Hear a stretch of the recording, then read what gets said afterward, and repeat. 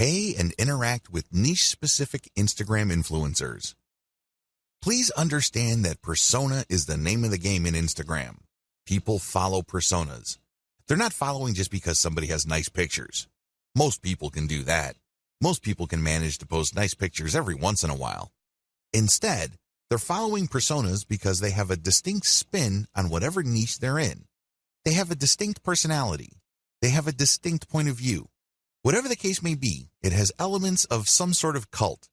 By cult, I'm not using that phrase in a negative way.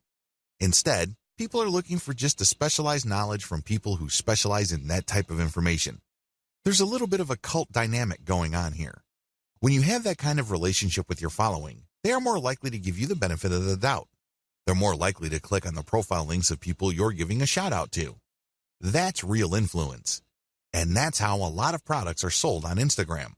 For example, if you follow somebody who you can count on to publish the very best pictures on luxury watches that he or she actually wears, chances are you would sit up and pay attention when this person posts a picture of a really nice-looking big brand watch with the message 40% off on it. That would get your attention. You would then click on the link of the account that the person is shouting out to, or you can even type in the domain name or URL they mention and type in your discount code. That's how influence works. It's all about this cult of personality. Beware of fake influencers. Unfortunately, when word came out that online stores were paying good money to Instagram influencers for product placements and shoutouts, a lot of shady marketers started building fake accounts. Just how fake are these accounts?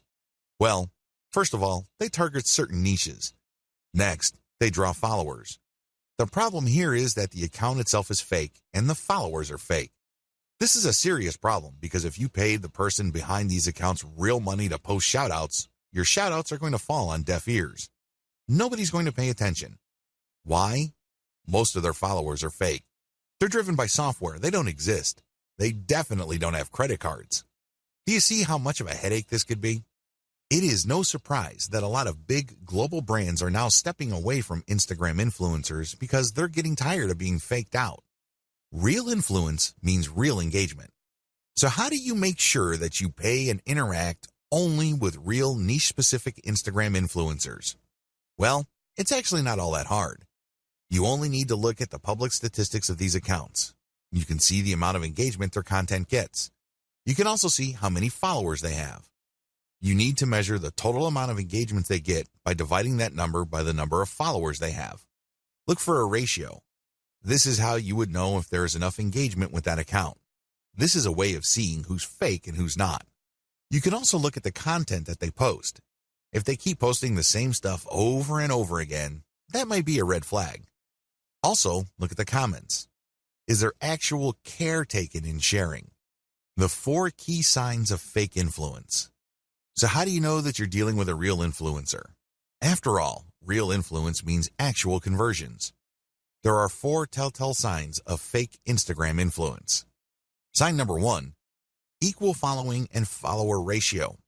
If you notice that an account follows a lot of other accounts while enjoying a large following, this should be a red flag. Chances are they just followed a lot of accounts, so these other accounts would follow them back. Those people may be real, but they're not interested in what this account is posting because they're just following back out of courtesy. That's fake influence. Sign number 2, low engagement ratio. If you notice that this account posts a lot of content, but the engagement ratio is low, this is a red flag. If your account has real followers, there should be a certain level of engagement. It's not like all your posts are going to suck. If you notice that this account doesn't really get that much engagement, that should be a red flag. Sign number 3, they obviously ask for money. If it's obvious from the profile description of the niche-specific account you're trying to buy shoutouts from that they take payments, you might want to pay attention.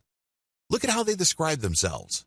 If they make a big deal out of the fact that they're selling shoutouts or they want you to get in touch with them so you can take out an ad, be very suspicious. The very best influencers on Instagram are those who are hobbyists. These are people who are just very passionate about a particular topic. They don't really care about getting paid. They just eat, sleep, and live the topic. Maybe it's travel. Maybe it's women's fashion. Maybe it's luxury watches. Maybe it's sports cars. Whatever the case may be, they are hobbyists. They are passionate about that topic, so they post picture after picture of that topic. Those are the people you should gun for. Be very suspicious of people who are all about the dollars because there's a strong chance that they put up their account just so they can get shout out and other influencer ad revenue. I'm not saying that this should completely disqualify them, but there's a higher incentive for them to fake stuff because there's money on the line. Sign number 4, no niche specialization. If it turns out that this influencer account tends to rotate among different niches, this should be a red flag to you. What this person is doing is that he or she is trying to get the attention of advertisers from different product niches that they know advertisers normally target. This person doesn't really have a focus. Even in the off chance that this account is real, I can bet you that the traffic that this person gets is probably close to worthless. Start with a slow and low buy. The first thing that you need to do is to get a massive list of influencers out there and then contact them. Now, I'm assuming that you have filtered out fake accounts. Contact them. The name of the game here is volume.